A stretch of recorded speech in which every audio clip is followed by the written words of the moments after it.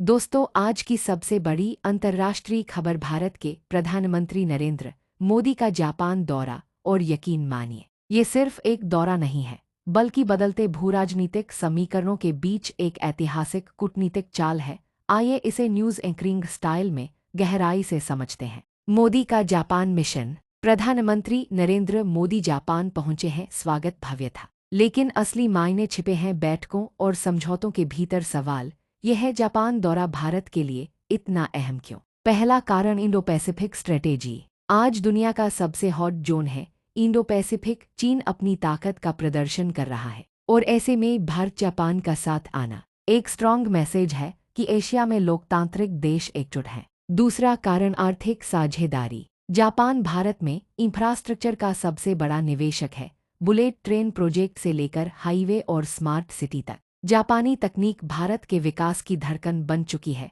इस दौरे में जापान से अरबों डॉलर के नए निवेश की उम्मीद है। तीसरा कारण, डिफेंस और टेक्नोलॉजी। भारत और जापान मिलकर रक्षा तकनीक और साइबर सुरक्षा में नए समझौते करेंगे, खासकर 5G, आर्टिफिशियल इंटेलिजेंस और सेमीकंडक्टर जैसी टेक्नोलॉजी पर साझेदारी भारत को चीन और पश्चिमी देशों के बीच एक अहम पोजीशन देगी। दौरे की बड़ी झलकियां।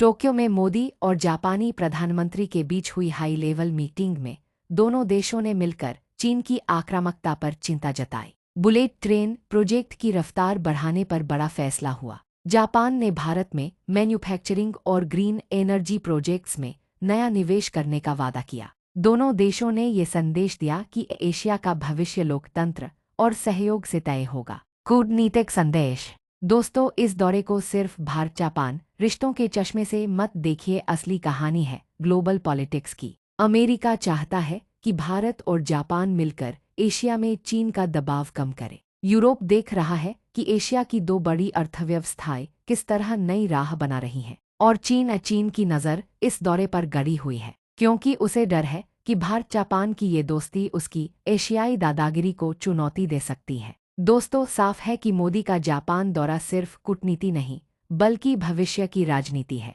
ये दौरा तय करेगा कि एशिया की शक्ति संतुलन रेखा कहाँ खींचेगी। ये दौरा भारत की अर्थव्यवस्था में नई ऊर्जा भरेगा, और सबसे बढ़कर ये दौरा बताएगा कि भारत अब सिर्फ क्षेत्रीय ताकत नहीं, बल्कि वैश्विक शक्ति बनने की ओर है। अब सबसे बड़ा सवाल, क्या चीन इस बढ़ती दोस्ती को बर्दाश्त कर पाएगा? और क्या जापान का अरबों डॉलर का निवेश भारत को अगले दशक में सुपर पावर बना देगा? जवाब आने वाले वक्त में मिलेगा, लेकिन इतना तय है कि टोक्यो से उठी ये लहर पूरे एशिया की राजनीति को हिला देगी।